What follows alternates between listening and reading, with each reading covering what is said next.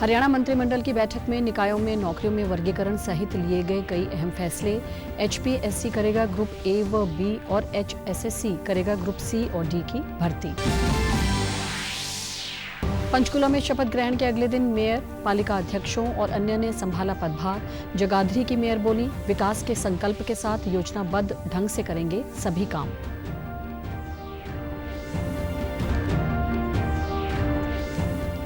National MSME के दूसरे वार्षिक महोत्सव में पहुंचे सांसद जगदंबिका पाल ने कहा, देश की जीडीपी और विकसित भारत के सपने को पूरा करने में एमएसएमई का है सबसे अहम योगदान।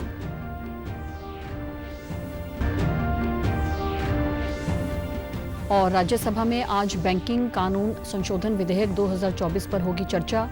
लोकसभा में भी त्रिभुवन सहकारी विश्वविद्यालय विधेयक 2025 होगा पेश।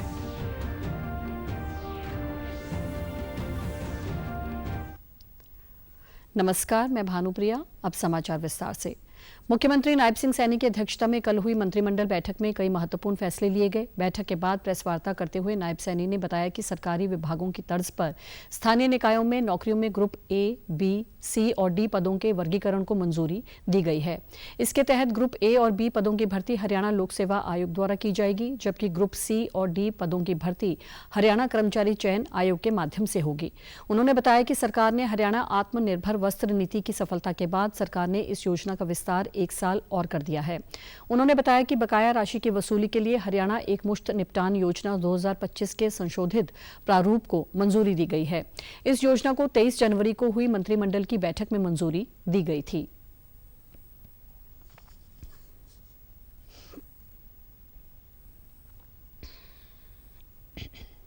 जो हरियाणा आत्मनिर्भर टेक्सटाइल पॉलिसी 2022-25 की अवधि को अब हमने बढ़ा करके, क्योंकि वो समापन की ओर जा रही थी, 18 दिसंबर 2026 तक उसको कर दिया है, 1 साल के लिए, और उसको एक्सटेंड किया है। हम व्यापारियों के लिए one time OTS, one time settlement scheme को लेकर के आए थे, जिसको कल मैंने कुरुक्षेत्र में लॉन्च किया है। नई योजना से हमारे छोटे करदाताओं को लाभ मिलेगा।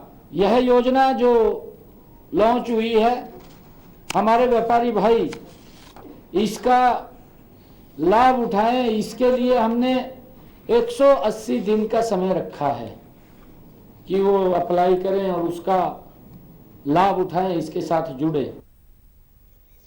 उन्होंने बताया, दुग्ध सेस के भुगतान में देरी पर 2% चक्रवृद्धि ब्याज प्रतिमाह की दर से 24% जुर्माना लगता था, जिस पर सरकार ने निर्णय लिया है कि अब जुर्माने की राशि पर 12% की दर से साधारण ब्याज लगेगा। सरकार ने पेरिस ओलंपिक में सिल्वर पदक मुकाबले तक पहुंची पहलवान विनेश फोगाट को सरकार की सिल्वर मेडल नीति के तहत 4 करोड़ कैश, प्लॉट या सरकारी नौकरी में से कोई एक विकल्प चुनने का ऑफर दिया है। सीएम ने बताया कि सरकार ने मेयर, सीनियर डिप्टी मेयर, पार्षदों का मानदेय बढ़ाने के साथ ही नगर परिषद और नगर पालिकाओं के अध्यक्षों और सदस्यों के मानदेय में भी वृद्धि की है। इसके अलावा बैठक में द्वितीय हरियाणा राज्य विधि आयोग के अंशकालिक सदस्यों के मानदेय को 50,000 रुपये से बढ़ाकर 75,000 रुपये प्रतिमाह करने को भी मंजूरी दी गई है। जो दूध के ऊपर सेस के भुगतान में देरी होने पर 2% का चक्रवृद्धि ब्याज प्रति माह की दर से, यानी कि 24% जुर्माना लगता था, आज कैबिनेट में उसको भी मंजूरी दी गई है। और उन्होंने जो अनुरोध किया था को मानते हुए हमने ये निर्णय लिया है कि अब दूध के सेस के भुगतान में देरी होने पर जुर्माने की राशि पर 12% की दर से साधारण ब्याज लगेगा। हमारी सरकार ने नगर निगम के मेयर का मानदेय बढ़ाकर 30,000 रुपये किया है। सीनियर डिप्टी मेयर का मानदेय बढ़ाकर 25,000 रुपये और डिप्टी मेयर का मानदेय बढ़ाकर 20,000 रुपये तथा पार्षदों का मानदेय बढ़ाकर 15,000 रुपये किया गया है। पंचकुला में शपथ ग्रहण के बाद आज जगाधरी नगर निगम की मेयर सुमन बहमनी ने निगम कार्यालय में अपना पदभार संभाल लिया। उन्होंने अपने परिवार के साथ सबसे पहले निगम की दहलीज पर माथा टेक कार्यालय में प्रवेश किया। उसके पश्चात पूर्व कृषि मंत्री कंवरपाल गुर्जर, जिलाध्यक्ष राजेश सप्रा, महामंत्री कृष्ण सिंगला, पूर्व चेयरमैन रोजी मालिक आनंद ने उन्हें पदभार ग्रहण करवाया। इस मौके पर मेयर सुमन बहमनी ने कहा कि विकास ही प्राथमिकता, विकास ही विजन और विकास के संकल्प के साथ हम सभी काम करेंगे। सभी अधिकारियों, पार्षदों और जनता के सहयोग से शहर को स्वच्छ और सुंदर शहर बनाया जाएगा। जनता को किसी प्रकार की परेशानी न हो, इसके लिए हम योजनाबद्ध ढंग से काम करेंगे। हमारा ये प्रयास रहेगा कि पूरी पारदर्शिता के साथ जनता के सभी कार्य हों। ट्रिपल इंजन सरकार यमुनानगर को एक नई उड़ान देगी। विकास के संकल्प के साथ हम विकसित हरियाणा और विकसित यमुनानगर की दिशा में काम करेंगे। सभी एकजुट होकर, क्योंकि जो भारतीय जनता पार्टी की नीतियां हैं उन नीतियों के अकॉर्डिंग जो है मैं कार्य करूंगी और बहुत बेटर नीतियां हैं। उसी हिसाब से लोगों का प्रेम प्यार भी बना हुआ है, तो लोगों से आपसी सहयोग बहुत ज़बरदस्त है और जनता की हित के लिए केवल विकास का ही कार्य करूंगी। विकास से संबंधित जितने भी कार्य होंगे उनके अंदर हम सभी मिलकर, सभी पार्षद और मैं और हमारे विधायक सभी मिलकर बेहतर से बेहतर कार्य करें। जो है एक टीम का गठन करके हर एक वार्ड के अंदर स्वच्छता अभियान चलाया जाएगा, जिसमें स्वच्छता से संबंधित हर व्यक्ति को जागरूक करने की कोशिश की जाएगी ताकि जागरूकता सबके अंदर फैले सफाई के प्रति और वार्ड सभी स्वच्छ और सुंदर बने रहें। महिलाओं से संबंधित भी कार्य करेंगे, जो महिलाओं को रोजगार से देने से संबंधित कार्य है उसके अंदर भी कार्य करेंगे। और हिसार के नवनिर्वाचित मेयर परवीन पोपली ने आज नगर निगम में अपना कार्यभार संभाल लिया। इस अवसर पर मेयर पोपली ने हिसार की जनता का आभार जताते हुए कहा कि पूरा हिसार निगम क्षेत्र मेरा परिवार है। कोई भी हिसारवासी मूलभूत सुविधाओं से वंचित न रहे, इसके लिए हर संभव प्रयास करने की कोशिश करूंगा। उन्होंने प्रेस वार्ता में कहा कि हमारे 20 पार्षद व निगम के अधिकारी और कर्मचारी सब मिलकर काम करेंगे। हम सब मिलकर शहर को एक आदर्श शहर बनाएंगे। पोपली ने कहा कि कल शपथ ग्रहण समारोह में मुख्यमंत्री ने सभी महापौरों को संबोधित करते हुए कहा था कि आपके शहर को स्वच्छ व आगे लेकर जाने में आपकी ही जिम्मेदारी है। उन्होंने कहा कि सबसे पहले शहर को मूलभूत सुविधाएं देने की कोशिश की जाएगी। शहर की सीवरेज और पानी की समस्याओं पर त्वरित कार्रवाई की जाएगी। शहर को आवारा पशु मुक्त बनाने के अभियान पर बोलते हुए उन्होंने कहा कि इसके ऊपर कुछ काम हुआ है और कुछ काम बाकी है। इस अभियान को आगे बढ़ाने के लिए संबंधित अधिकारियों से बातचीत की जाएगी। तो मुझे दिया गया है, तो उस नाते उस दायित्व का निर्वहन करते हुए कि मेरे पूरे हिसार नगर निगम के परिवार का कोई भी व्यक्ति किसी तरह की सुख सुविधा से, बेसिक जो फैसिलिटीज हैं, मूलभूत सुविधाएं हैं, उनसे जो है वंचित ना रहे। जो हमारे निगम के कर्मचारी अधिकारी बंधु हैं, जो हमारे पार्षद साथी हैं, इनको एक परिवार मानते हुए इस बड़े परिवार की जिम्मेवारी जो मुझे दी गई है उसके ध्यान रखने के लिए तो आप सबके से भी सहयोग की, निगम के कर्मचारी अधिकारियों से सहयोग की भी अपेक्षा करता हूं, कामना करता हूं। हम इस हिसार शहर को एक आदर्श शहर बनाएंगे और मेरा ध्येय वाक्य इसमें यह रहेगा, मेरा हिसार मेरा स्वाभिमान। तो इतना मेरा ये इसमें ध्येय वाक्य है, मेरा विजन है। पूरे शहर को एक आदर्श शहर बनाना है, हम सब ने मिलकर बनाना है। अकेला अगर मेरे पे दायित्व छोड़ देंगे, मेरे साथियों पे दायित्व छोड़ देंगे, अगर हमारे कर्मचारियों पे, अधिकारियों पे छोड़ देंगे तो शायद हम नहीं कर पाएंगे। हरियाणा के परिवहन मंत्री अनिल विज ने कल चंडीगढ़ स्थित अपने कार्यालय में विभागीय अधिकारियों के साथ बैठक करते हुए निर्देश दिए कि अंबाला में बनाए जा रहे शहीदी स्मारक के निर्माण कार्यों को समयबद्ध और गुणवत्तापूर्ण तरीके से पूरा किया जाए। उन्होंने कहा कि 1857 की क्रांति के शहीद जवानों की याद में बनाए जा रहे दीवारों पर उससे जुड़ी तस्वीरें लगाई जाएं। म्यूजियम में हरियाणा के क्रांतिकारियों की तस्वीरें लगाई जाएं ताकि दर्शकों के मस्तिष्क में क्रांतिकारियों की छवि उभर सके। उन्होंने कहा कि स्मारक का मुख्य द्वार खाली नहीं होना चाहिए। म्यूजियम के आसपास की खाली जमीन पर पेड़ लगाने की सलाह देते हुए उन्होंने हॉर्टिकल्चर विभाग के अधिकारियों को इसे हरित क्षेत्र में बदलने के निर्देश दिए। उन्होंने कहा कि म्यूजियम में प्रदर्शित फिल्में बहुभाषी होनी चाहिए। उन्होंने फिल्मों के स्रोत, उचित कट, लुक और बिब्लियोग्राफी को भी प्रदर्शित करने की सलाह दी। इसके साथ ही गाइड भर्ती प्रक्रिया को तेज करने और रेस्तरां, फूड कोर्ट के टेंडर जल्द जारी करने के भी निर्देश दिए।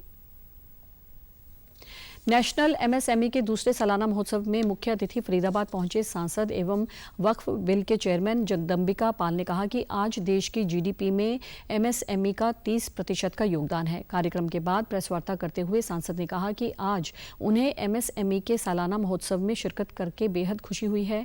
देश की इकोनॉमी को टॉप 5 में ले जाने में भी एमएसएमई का बड़ा रोल है। इसके साथ प्रधानमंत्री के विकसित भारत के सपने को पूरा करने में भी मीडियम एवं स्मॉल इंडस्ट्री का अहम योगदान है।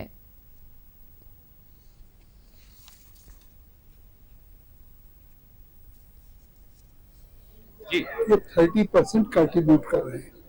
ये देश के इकोनॉमी को टॉप 5 फ्रेजाइल से टॉप 5 लार्जेस्ट इकोनॉमी बनाने में इनका बड़ा योगदान है। विकसित भारत जो नरेंद्र मोदी जी की कल्पना है उसको साकार अगर हम कर सकते हैं तो मीडियम स्मॉल माइक्रो इंडस्ट्री से ही कर सकते हैं।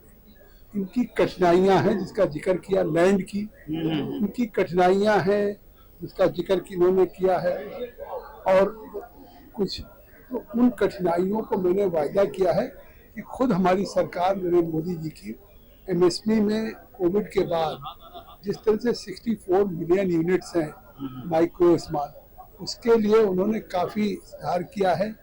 बैंक्स में एमएसपी की लोनिंग की प्रायोरिटी किया है, एमएसपी की डिफिनीशन को बदला है। पटना में वक्फ बिल के विरोध को लेकर एक सवाल के जवाब में उन्होंने कहा कि सरकार इसमें अमेंडमेंट करके बेहतरी के लिए इसे ला रही है ताकि गरीब विधवाओं और बच्चों समेत अन्य को फायदा हो। उन्होंने कहा कि विपक्ष के लोग देश में मुसलमान को वोट बैंक समझते हैं जबकि उन्हें उनके विकास की चिंता नहीं है। यह लोग तुष्टीकरण की राजनीति इसलिए कर रहे हैं कि ये उनका वोट बैंक है जबकि उनके पांव के नीचे जमीन खिसक चुकी है।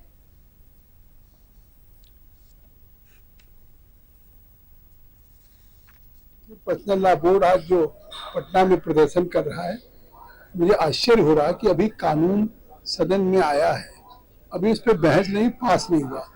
सरकार अगर इस कानून में अमेंडमेंट लेकर के आ रही तो बेहतरी के लिए आ रही है।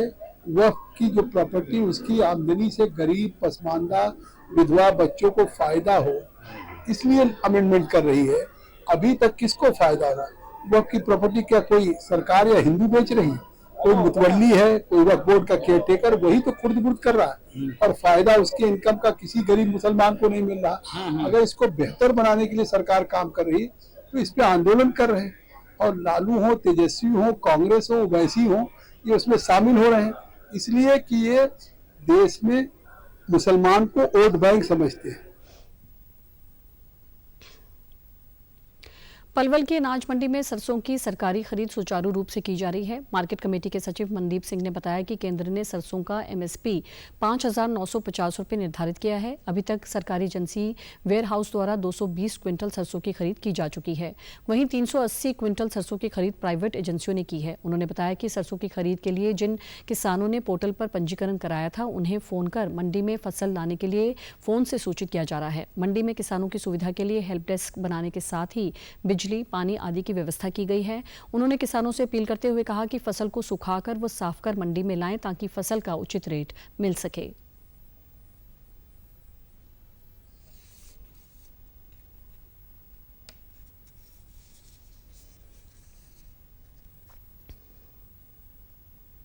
और जो अभी तक हमारे पास 417 कुंटल परचेज हो चुकी है और इसके अलावा जो अरेंजमेंट है वो पानी के, बिजली के, वो सभी करा दिए गए हैं। और किसानों से मेरी यही अपील है कि अपनी फसल सुखा कर लाएं और साफ करके लेके आएं। 650। मंडी में पहुंचे किसानों ने बताया कि सरकार द्वारा निर्धारित न्यूनतम समर्थन मूल्य पर मंडी में सरसों की सरकारी खरीद की जा रही है। उन्हें किसी तरह की कोई परेशानी नहीं है। और यहाँ पे सरकारी खरीद चल रही है। पलवल में गेट पास कटवा के अपने सरकारी खरीद पे जाओ और वहाँ सरसों को तुलवाओ। वैसे कोई परेशानी है नहीं सर, सही खरीद चल रही है सरकारी रेट से। मैं 1 एकड़ की फसल लेकर आया हूँ सरसों की, 5950 सरकारी खरीद हो रही है। कोई परेशानी नहीं है फिलहाल, तो आगे की टाइम बताएगा। मैं यहाँ पर सरसों लेकर आया हूँ और मैंने अभी सरसों डाली है, अभी चलेगी थोड़ी बहुत देर में। मॉइस्चर मेरे का फिक्स है, 5950 रुपया दिए जा रहा है। संसद के बजट सत्र के दूसरे चरण के दौरान आज लोकसभा की कार्यवाही प्रश्नकाल के साथ शुरू हुई। प्रश्नकाल के दौरान उपभोक्ता मामले, खाद्य और सार्वजनिक वितरण मंत्रालय से खाद्य और पेय पदार्थों के संबंध में उपभोक्ताओं की शिकायतों के बारे में सवाल पूछा गया। सवाल के जवाब में केंद्रीय मंत्री प्रहलाद जोशी ने कहा। इसके साथ ही परमाणु ऊर्जा संयंत्र से जुड़ा सवाल भी पूछा गया। सवाल का जवाब डॉक्टर जितेंद्र सिंह ने दिया। वहीं राज्यसभा में शून्यकाल के दौरान सांसदों ने लोकहित से जुड़े मुद्दों को उठाया। दोनों ही सदनों में कई अहम विधेयक चर्चा और पारित किए जाने के लिए पेश किए जाएंगे। राज्यसभा में आज बैंकिंग कानून संशोधन विधेयक 2024 और विमान वस्तुओं में हितों का संरक्षण विधेयक 2025 विचार और पारित किए जाने के लिए पेश किए जाएंगे। बैंकिंग कानून संशोधन विधेयक 2024 के माध्यम से भारतीय रिजर्व बैंक अधिनियम 1934, बैंकिंग विनियम अधिनियम 1949, भारतीय स्टेट बैंक अधिनियम 1955, बैंकिंग कंपनियां उपक्रमों का अधिग्रह और अंतरण अधिनियम 1970 और 1980 को और भी संशोधित किया जाएगा। इसके साथ ही लोकसभा की ओर से किए संशोधनों पर विचार भी किया जाएगा। वहीं लोकसभा में आज त्रिभुवन सहकारी विश्वविद्यालय विधेयक 2025 और गोवा राज्य विधानसभा के निर्वाचन क्षेत्रों में अनुसूचित जनजातियों के प्रतिनिधित्व का समायोजन विधेयक 2024 विचार और पारित किए जाने के लिए पेश किए जाएंगे और संसद के दोनों ही सदनों में कार्यवाही फिलहाल सुचारू रूप से चल रही है। लोकसभा में आज प्रश्नकाल चला, जिसमें कई अहम सवाल पूछे गए। इस दौरान एक प्रश्न के उत्तर में प्रधानमंत्री कार्यालय में राज्य मंत्री डॉक्टर जितेंद्र सिंह ने कहा कि बीते 10 वर्षों में देश में न केवल न्यूक्लियर रिएक्टर की संख्या बढ़ी है, बल्कि उन क्षेत्रों में भी रिएक्टर स्थापित करने का काम शुरू किया है जहां ये पहले नहीं हुआ करते थे। रिएक्टर्स की संख्या बढ़ी है, बल्कि उन क्षेत्रों में जहां पहले नहीं हुआ करते थे वहां पर भी इनका स्थापित करने का काम शुरू हुआ है। उदाहरण के तौर पर सन 2014 से पहले अधिकतर तमिलनाडु और आंध्रा की ओर दक्षिण में और पश्चिम में महाराष्ट्र, गुजरात। आज हमारे बगल में यहां से 150 किलोमीटर दूर हरियाणा के गोरखनगर शहर में रिएक्टर स्थापित होने वाला है। कुछ ही साल में फंक्शनल हो जाएगा। इसी प्रकार इसी सरकार ने सन 2017 में एक ऐतिहासिक फैसला लेते हुए एक ही कैबिनेट मीटिंग में बल्क अप्रूवल ऑफ 10 रिएक्टर्स किया था, जो आज तक कभी नहीं हुआ। और उसी स्पिरिट और उसी भावना और उसी क्रम को जारी रखते हुए अभी हाल ही के बजट में आपने देखा कि इसका और विस्तार करने हेतु न्यूक्लियर मिशन की घोषणा की गई है, जिसमें अलग से राशि भी निर्धारित कर दी गई। अंबाला में आज लघु उद्योग भारती द्वारा उत्तर क्षेत्रीय सम्मेलन का आयोजन किया गया, जिसमें हरियाणा के उद्योग एवं वाणिज्य मंत्री राव नरवीर सिंह मौजूद रहे। कार्यक्रम के दौरान राव नरवीर सिंह ने कहा कि कृषि के बाद उद्योग दूसरा ऐसा क्षेत्र है जो देश को आगे ले जाने में अपना अहम योगदान दे रहा है। हाल ही में पेश हुए बजट में भी उद्यमियों के लिए अनेकों घोषणाएं की गई हैं।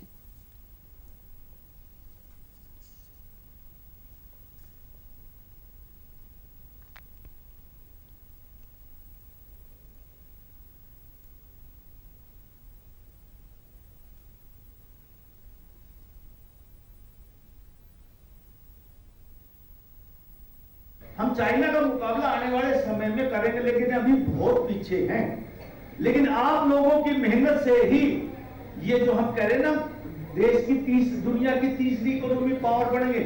और मोदी जी का सपना कि विकसित भारत 2047 भारत विकसित राष्ट्र बनेगा, तो ये आप लोगों के द्वारा ही बनेगा, जब आप लोग मेहनत करेंगे और हमारा एक्सपोर्ट आप बढ़ाएंगे। तो सरकार का भी ये दायित्व है कि 2047 में विकसित राष्ट्र बने, तो उसमें सबसे ज्यादा योगदान आपका हो। और मैं उद्योग मंत्री के नाते आपको विश्वास दिलाता हूं, जिस इच्छा और उम्मीद आप नरवीर सिंह से हरियाणा सरकार से रखते हैं, हरियाणा को एक बहुत बढ़िया चीफ मिनिस्टर मिला। लघु उद्योग भारती के all India general secretary Om Prakash Gupta ने कहा कि कार्यक्रम में हरियाणा, जम्मू, पंजाब, उत्तर प्रदेश, दिल्ली सहित अन्य क्षेत्रों से अनेक प्रतिनिधियों ने भाग लिया है। सोचना है कि ये बहुत सही समय है काम करने का, और हर एक विकसित भारत का सपना अगर संजोना है या उसको हम कामयाब करना है, तो हर एक व्यक्ति, हर एक भारतवासी को विकसित भारतवासी बनना पड़ेगा। और हर एक एंटरप्राइज को डेफिनेटली अपने काम करने की क्षमताओं को बढ़ाना पड़ेगा। वो क्षमताएं बढ़ेंगी स्किल डेवलपमेंट से, टेक्नोलॉजी गैप को आइडेंटिफाई जो कर रखा है उसके ऊपर काम करने से, उनकी बिजनेस डेवलपमेंट की बात करनी पड़ेगी, फ्यूचर की सस्टेनेबिलिटी की बात करने वाले हमें इसमें विषय रखना पड़ेगा। कार्यक्रम के दौरान सम्मेलन में विभिन्न राज्यों से आए अनेक उद्यमियों ने भाग लिया और सरकार की नीतियों की सराहना की। उन्होंने कहा कि भारत को 2047 तक पूर्ण रूप से विकसित भारत बनाने में उद्योगों का महत्वपूर्ण योगदान होगा। नहीं देखो, ये अब तो बहुत अच्छी आ रही है जी। जो अब लघु उद्योग भारती के अंदर जो ये इन्होंने एक्चुअली क्या था पहले ना, ये जैसे हमने अपनी इंडस्ट्री लगाई तो नहीं, हमारा एरिया जो है वो रेगुलराइज नहीं होता था। वो रेगुलराइज ना होने से जी हमें मुसीबतें बहुत ज्यादा दिक्कतें आती थी। हमें कोई भी काम करवाना होता था, हमें लोन लेना होता था, हमें अपनी इंडस्ट्री को पास करवाना होता था, हमने किसी डिपार्टमेंट से कोई काम करवाना होता था, तो हम लोग रेगुलराइज नहीं थे। अब जो नया जो कानून बना है उसके तहत छोटा छोटा जहां भी कोई इंडस्ट्री वाला बैठा है उसी एरिया को रेगुलराइज कर दिया जाएगा। सरकार की योजना बहुत ही बेहतर चल रही है जी, और बहुत ही अच्छा ये सहयोग कर रही है इंडस्ट्रियलिस्ट के साथ, इस टाइम उद्योगपतियों के साथ बहुत ही बढ़िया बेनिफिट दे रहे हैं। ये चाहे किसी भी तरह की स्कीम ले लो आप, सारी तरह से ये हमारे हित में ही है कि जो भी अनरेगुलराइज एरिया थे उनको रेगुलर कर दिया गया है, जो कि इससे बहुत बेनिफिट होगा आगे आने वाले टाइम में हमारे लिए भी, और हमारा फ्यूचर बहुत सिक्योर है। के सरकारी स्कूलों में अधिक से अधिक बच्चों के दाखिले करवाने के लिए प्रवेश उत्सव मनाया जा रहा है। इसी के तहत आज भिवानी जिले में गांव घुसकानी के वीर शहीद कैप्टन ओपी दलाल राजकीय उच्च विद्यालय में फालसा यूथ एंड इको क्लब द्वारा जागरूकता रैली निकाली गई, जिसे खंड शिक्षा अधिकारी शिव कुमार तंवर ने हरी झंडी दिखाकर रवाना किया। इस दौरान विद्यार्थियों ने गाँव की गली गली घूमकर सरकारी स्कूल की उपलब्धियों के बारे में लोगों को जागरूक किया। विद्यार्थियों ने बताया कि सरकारी स्कूलों के विद्यार्थी न केवल शिक्षा बल्कि अन्य गतिविधियों में भी देश व प्रदेश का नाम रोशन कर रहे हैं। इस मौके पर खंड शिक्षा अधिकारी ने कहा कि सरकारी स्कूलों में अब आधुनिक संसाधन, अनुभवी शिक्षक उपलब्ध हैं। सरकारी स्कूलों में विद्यार्थियों को सिर्फ किताबी ज्ञान से नहीं बल्कि सामाजिक संदेश से भी जोड़ा जाता है ताकि उनका सर्वांगीण विकास हो सके। इस रैली का उद्देश्य उन अभिभावकों को जागरूक करना था जो अपने बच्चों को शिक्षा से वंचित रख रहे हैं या निजी स्कूलों की तुलना में सरकारी स्कूलों को कमतर मानते हैं। भी हमारे घरों में अभी हैं वो सारे के सारे बच्चे जितने भी हैं वो आकर के एडमिशन लें, और ये ना समझें कि हमारे हरियाणा बोर्ड के जो स्कूल है, हरियाणा गवर्नमेंट के जो स्कूल हैं वो किसी भी तरीके से कम है। इस स्कूल में हमने देखा कि बहुत बच्चे बहुत ही जोश के साथ जो है, आखिरी हालांकि पेपर्स हो चुके हैं लेकिन इन दिनों में भी बच्चे जो है पूरी संख्या में यहाँ पहुँच रहे हैं। तो ये सारा क्रेडिट जो है स्कूल के एडमिनिस्ट्रेशन को जाता है, स्कूल के टीचर्स को जाता है जो बच्चों को इतना मोटिवेट करते हैं। तो इस प्रकार की जो मुहिम है ये हमारे पूरे भिवानी डिस्ट्रिक्ट में जो है वो चलाई जा रही है सभी टीचर्स के जरिए, और इसमें कोई शक नहीं कि हमारे आने वाले समय में जो है संख्या में काफ़ी बढ़ोतरी होगी, क्योंकि हमारा जो क्वालिटी एजुकेशन देने का जो निर्णय है वो हमारा एजुकेशन डिपार्टमेंट का, गवर्नमेंट ऑफ हरियाणा का, उसको फलीभूत करने के लिए हमारे सभी टीचर प्रयासरत हैं। महिला बाल विकास विभाग की ओर से आज आंगनबाड़ी सर्कल सुपरवाइजर सुखमंदर कौर के नेतृत्व में गांव देसू मलकाना की मनप्रीत कौर की पहली बेटी के जन्म पर गांव में कुआं पूजन किया गया। महिलाओं ने गांव की आंगनबाड़ी में एकत्रित होकर बेटी बचाओ बेटी पढ़ाओ व बेटा और बेटी एक समान के तहत बेटा और बेटी कोई अंतर ना समझे की शपथ दिलाई गई। इस मौके पर सुखमंदर कौर ने कहा कि हरियाणा सरकार की पहल पर विभाग द्वारा पहली बेटी के जन्म पर कुआं पूजन करवाया जा रहा है। पहले बेटे के जन्म पर कुआं पूजन किया जाता था, लेकिन अब बेटा और बेटी में कोई अंतर नहीं समझते हुए बेटी के पहले जन्म पर कुआं पूजन किया जा रहा है। ਧੰਨਵਾਦ ਕਰਦੀ ਹਾਂ ਜਿਹੜਾ ਸਰਕਾਰ ਦੁਆਰਾ ਚਲਾਈ ਗਈ ਸਕੀਮ ਹੈ, ਲੜਕੀ ਦਾ ਕੁआं ਪੂਜਨ ਕੀਤਾ ਗਿਆ, ਫਸਟ ਬੇਟੀ ਹੈ। ਸਰਕਾਰ ਦਾ ਬਹੁਤ ਵਧੀਆ ਉਪਰਾਲਾ ਹੈ। ਵੈਸੇ ਤਾਂ ਅੱਜ ਕੱਲ ਕੋਈ ਭੇਦਭਾਵ ਨਹੀਂ ਕਰ ਰਿਹਾ, ਪਰ ਜਿਹੜਾ ਸਰਕਾਰ ਦੁਆਰਾ ਚਲਾਈ ਜਾ ਰਹੀ ਹੈ ਸਕੀਮ ਬੇਟੀ ਬਚਾਓ ਬੇਟੀ ਪੜਾਓ ਦੇ ਤਹਿਤ ਲੜਕੀਆਂ ਦਾ ਕੁआं ਪੂਜਨ ਕਰਵਾ ਰਹੀ ਹੈ, बेटियों के जन्मदिन मना रही है। आपकी बेटी हमारी बेटी के तहत पहली दूसरी तीसरी बेटी के फार्म भरे जा रहे हैं। ये सरकार की बहुत वधिया स्कीम है। एक फस्ट बेटी सी जो कि मनप्रीत की, इसका कुआं पूजन करवाया गया। बाकी कई कुड़ियां दे जिन्हां दे इस महीने जन्म होए सी, उन्हां दा जन्मदिन एक केक कट के मनाया गया। सरकार कार्यक्रम में उपस्थित मनप्रीत कौर ने कहा कि प्रदेश सरकार महिलाओं को बेटी पढ़ाओ बेटी बचाओ को बढ़ावा दे रही है। इसी के तहत आज मैंने भी पहली बेटी के जन्म पर कुआं पूजन किया है। सभी महिलाओं को बेटा और बेटी में फर्क नहीं समझना चाहिए। बहुत लगता ही ते अजकल तो सारे मुंडियां दे कुआं पूजन करते हैं। साडी पहली बेटी दी कुआं पूजन की, सानू बहुत खुशी हुई सारे जाने। हाँ जी, अजकल कोई बच्चों दे विच फर्क नहीं करता मुंडा कुड़ी दे विच। ये सरकार दा बहुत वधिया जो उपराला है। वहीं ग्रामीण महिला सुखजिंदर कौर ने कहा कि ये सरकार की अच्छी योजना है और इससे बेटियों के प्रति लोग जागरूक हुए हैं। बहुत ही ਵਧੀਆ ਕੂਆ ਪੂਜਨ ਕੀਤਾ ਗਿਆ ਜੋ ਕਿ ਮੁੰਡੇ ਤੇ ਕੁੜੀ ਦੇ ਵਿੱਚ ਫਰਕ ਦੱਸਿਆ ਗਿਆ ਵੀ ਕੁੜੀਆਂ ਵੀ ਘੱਟ ਨਹੀਂ ਹੁੰਦੀਆਂ ਮੁੰਡਿਆਂ ਨਾਲੋਂ ਤੇ ਜਦੋਂ ਕੂਆ ਪੂਜਨ ਇਹ ਹੁੰਦਾ ਵੀ ਜਦੋਂ ਮੁੰਡਾ ਹੁੰਦਾ ਉਦੋਂ ਕੂਆ ਪੂਜਨ ਕੀਤਾ ਜਾਂਦਾਗਾ ਤੇ ਅੱਜ ਇਹਨਾਂ ਦੀ ਪਹਿਲੀ ਬੇਟੀ ਹੋਈ ਹੈ ਮਨਪ੍ਰੀਤ ਦੇ ਤੇ ਇਹਨਾਂ ਨੇ ਕੂਆ ਪੂਜਨ ਕੀਤਾ। ਇਹ ਚੀਜ਼ ਨੂੰ ਦੱਸਿਆ ਗਿਆ ਵੀ ਮੁੰਡੇ ਤੇ ਕੁੜੀ ਵਿੱਚ ਕੋਈ ਫਰਕ ਨਹੀਂ ਹੁੰਦਾ, ਕੁੜੀਆਂ ਵੀ ਅੱਜਕੱਲ ਘੱਟ ਨਹੀਂ ਹੈਗੀਆਂ। ਮੇਰੀਆਂ ਵੀ 2 ਬੇਟੀਆਂ ਹੈਗੀਆਂ। अपनी हरियाणा सरकार ने आपकी बेटी हमारी बेटी दे दोनों मैनू लाभ मिले हुए बेटियां दे मेरे दे ते बहुत बहुत हरियाणा सरकार दा। किशोरावस्था नाजुक क्षण एवं भविष्य निर्माण में निर्णय का महत्व विषय पर आज कैथल जिले के तितरम गांव के पीएम श्री जवाहर नवोदय विद्यालय में एक विशेष कार्यक्रम आयोजित किया गया। इस मौके पर बतौर मुख्य अतिथि पहुंचे रोहतक मंडल की बाल कल्याण अधिकारी एवं राज्य नोडल अधिकारी अनिल मलिक ने विद्यार्थियों से कहा कि हम आज जो निर्णय लेते हैं उससे घटनाओं की एक श्रृंखला शुरू होती है जो हमारे भविष्य की दिशा तय करती है। इसलिए किशोरावस्था के दौरान विकल्पों का चुनाव भविष्य जीवन की नींव की तरह होता है। इसलिए हर पक्ष पर पूरी ईमानदारी से खुद से सवाल करके निष्पक्षतापूर्ण निर्णय लेकर ही आगे बढ़ें। भावनाओं में बहकर कभी भी निर्णय न करें। जीवन में सही निर्णय के लिए आवश्यक है अपनी प्राथमिकताओं को स्पष्ट तौर से जानना, जानकारी एकत्रित करना व तर्कसंगत सोच अपनाकर बेहतर निर्णय लेना। किशोर अवस्था में होते हैं, ये अक्षण बड़ा नाजुक होता है, पल में बिगड़ने और पल में संवरने का होता है। बच्चे का बिल्कुल कसूर नहीं होता, उसको मालूम नहीं है कि जो शारीरिक, मानसिक और भावनात्मक परिवर्तन हो रहे हैं वो प्रकृति का एक रूप है। इस वक्त जिम्मेदारी बन जाती है टीचर की और माता पिता की, और अधिकारी के तौर पे हम और आप जो भी अपने कार्य क्षेत्र में काम कर रहे हैं, ये जरूरी है कि हम बच्चों को सही मुद्दों पर जागरूक करें। उनके मानसिक स्वास्थ्य पे इसलिए विशेष फोकस करने की आवश्यकता आन पड़ी है और अधिक, क्योंकि कृत्रिम बुद्धिमत्ता के युग में हम प्रवेश कर चुके हैं। इस दौर में भावनात्मक बुद्धिमत्ता बहुत जरूरी है। कार्यक्रम में विशेष तौर पर पहुंचे परामर्शदाता नीरज कुमार ने कहा कि मनोवैज्ञानिक स्वास्थ्य के साथ साथ करियर चुनाव के लिए अपनी समझ, रुचि, ज्ञान व क्षमता का सही से अवलोकन करके ही निर्णय लें। वहीं स्कूल प्रिंसिपल सुचिता गुप्ता ने कहा कि मानसिक स्वास्थ्य की बेहतरी हेतु मनोवैज्ञानिक प्रेरणादायी सेमिनार अति सराहनीय कदम है। उन्होंने परीक्षा पे चर्चा और मन की बात कार्यक्रमों की प्रशंसा करते हुए कहा कि वास्तव में प्रधानमंत्री नरेंद्र मोदी की बातों को सुनकर बच्चों का मनोबल बढ़ा है। उनमें परीक्षा को लेकर जो डर बना रहता था उसमें बहुत सुधार हुआ है।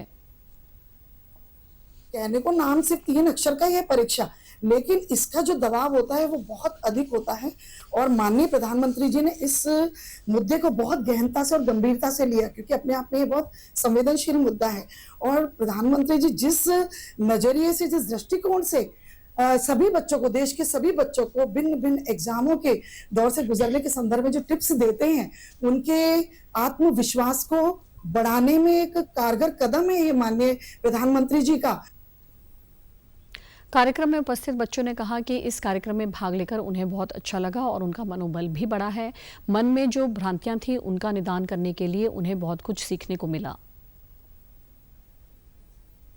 कि हमें मतलब किस तरह से हमें अपने जीवन में हमें सचेत रहना चाहिए और अपने गोल को अचीव करना चाहिए, हमें कैसे खुद को मोटिवेट करना चाहिए हमें। और अनिल मलिक सर ने हमें बताया कि हमें खुद को कैसे सेफ रखना चाहिए। गर्ल्स के बारे में उन्होंने स्पेशली बताया, जिससे हमें बहुत अच्छा फील हुआ। प्रधानमंत्री बहुत अच्छा सोचते हैं, क्योंकि कई बार परीक्षाओं के डर से बच्चे अच्छी परीक्षा नहीं दे पाते, जिससे उनका विकास नहीं हो पाता। तो वो कहते हैं कि परीक्षा में हमें डरना नहीं है, हमें उनको मनाना चाहिए कि परीक्षा हमारी आई है तो हमें बहुत अच्छे से पढ़ के उनको देना है। इस सेमिनार में हमें यहाँ पर पता चला कि एडोलसेंस के अंदर बहुत सारे चेंजेस आते रहते हैं, तो हमें उनसे घबराना नहीं चाहिए, उन्हें स्वीकार करना चाहिए। या धीरे धीरे होता है तो इसे जल्दबाजी नहीं मचानी चाहिए। समाचारों में आज इतना ही। नमस्कार।